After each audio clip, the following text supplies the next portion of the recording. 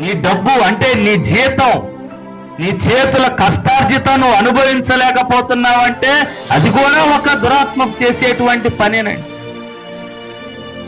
మన దేవుని బిడ్డలారు, ఈ చెడు వ్యసనాలు ఉన్నాయో చూడండి, వాళ్ళందరూ కూడా ఏం చేస్తారో తెలుసండి. వాళ్ళందరికీ ఉన్నటువంటిది ఏంటో తెలుసా? వాళ్ళకి తెలుసు ఆ డబ్బులు వాటికి పోసిని మళ్ళీ తిరిగి రాదు, వాటికి పోసినా అవి మా ఆరోగ్యాన్నే చెడగొడతాయి, అవయవాలు పోతాయి అని తెలుసు కూడా, డబ్బులు నష్టం వచ్చి అని తెలుసు కూడా, దానివల్ల ప్రమాదం అనారోగ్యం అన్నీ పొంచి ఉన్నాయని తెలుసు కూడా దాని దగ్గరికి వెళ్తున్నారంటే మన దేవుని బిడ్డలారా, అది ఖచ్చితంగా దురాత్మ చేసేటువంటి పనేనండి. ఏ స్పృహలో ఉన్న వ్యక్తి కూడా తన డబ్బును నష్టపరుచుకోడు.